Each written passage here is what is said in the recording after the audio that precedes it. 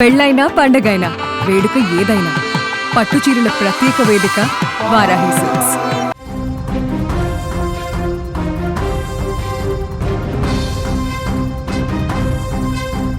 చూడడానికి ఎంతో అన్యోన్యంగా కనిపించే ఆ జంట వెనక ఇంతటి కిరాతకం దాగి ఉందా?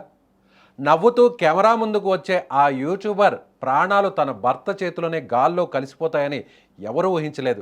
జగిత్యాల జిల్లాలో జరిగిన వైష్ణవి హత్య ఇప్పుడు రాష్ట్ర వ్యాప్తంగా సంచలనం సృష్టిస్తోంది. నిజానికి కొన్ని నెలల క్రితమే హరిబాబును వైష్ణవి ప్రేమించి పెళ్లి చేసుకుంది. హరిబాబు తల్లిదండ్రులు ఈ పెళ్లికి నిరాకరించడంతో వైష్ణవి కుటుంబం అండతో విడిగా జీవిస్తున్నారు. వైష్ణవి తనకంటూ ఒక ప్రత్యేక గుర్తింపు తెచ్చుకోవాలని యూట్యూబ్ ఛానల్ కూడా నడుపుతోంది. అంతా బాగుంది అనుకుంటున్న సమయంలో ఒక్కసారిగా వైష్ణవి హత్య వార్త బయటకు రావడం అందరినీ ఇప్పుడు షాక్ గురి చేస్తుంది. అయితే ఈ హత్య వెనుక ప్రెగ్నెన్సీ గొడవలే ప్రధాన కారణమని మరో కోణంలో ఇప్పుడు అనుమానాలు వ్యక్తమవుతున్నాయి. నిజానికి నెల రోజుల క్రిందట వైష్ణవి తన యూట్యూబ్ ఛానల్లో ఒక వీడియో అప్లోడ్ చేసింది. అందులో పిల్లల విషయంలో భర్తతో గొడవ పడుతున్నట్లు కనిపించింది.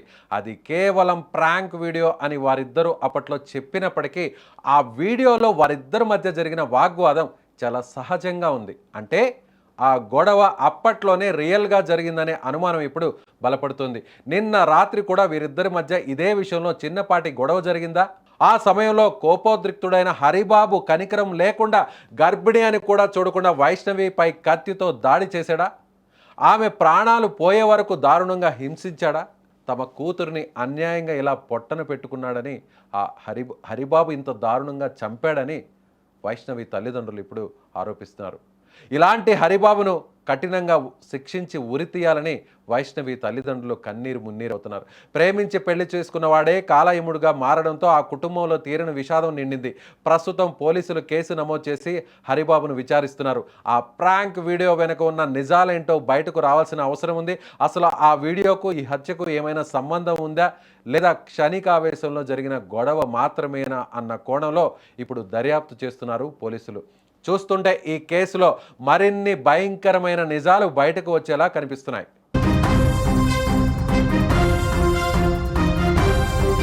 ఈ ప్రాంక్ వీడియోలో చూస్తే చాలా సహజంగా ఇద్దరు మధ్య పిల్లల విషయంలో జరిగినటువంటి గొడవ అనేది చాలా స్పష్టంగా కనిపిస్తుంది. అంటే పెళ్ళైనటువంటి 3 నెలలకే గర్భవతి కావడం వల్ల వైష్ణవి అప్పుడే మనకు పిల్లలు వద్దు అంటూ వారించడంతో ఇంట్లో వాళ్ళకి తెలియకుండా వైష్ణవి తల్లిదండ్రుల వద్దే ఇల్లరికం ఉంటున్నటువంటి హరిబాబు వాళ్ళ తల్లిదండ్రులు కూడా తెలియకుండా అబార్షన్ చేయించాడు హరిబాబు.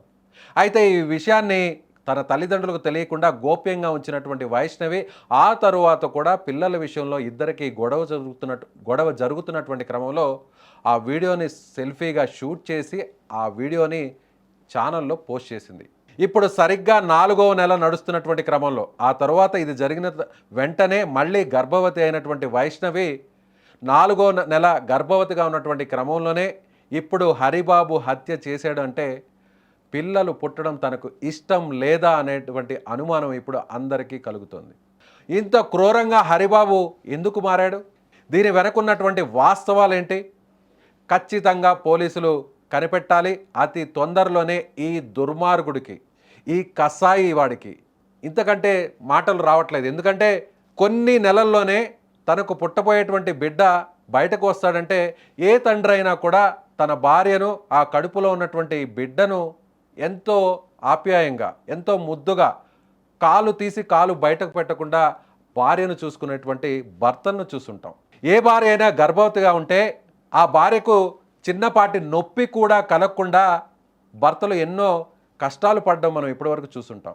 కానీ ఈ దుర్మార్గుడు 4 నెలల గర్భవతిని కడుపులో అతి కిరాతకంగా కత్తితో పొడిచి చంపడం ఇప్పుడు ఎవరు కూడా తట్టుకోలేకపోతున్నారు. ఇలాంటి వ్యక్తికి అలాంటి శిక్షే పడాలని ఇప్పుడు వైష్ణవి తల్లిదండ్రులు కూడా డిమాండ్ చేస్తున్నారు. మీరేమనుకుంటున్నారు? ఇలాంటి వ్యక్తుల్ని ఏ విధంగా శిక్షించాలి? ఇలాంటి వ్యక్తులకు ఎలాంటి శిక్షలు పడాలో మీ అభిప్రాయాన్ని తెలియచేయండి.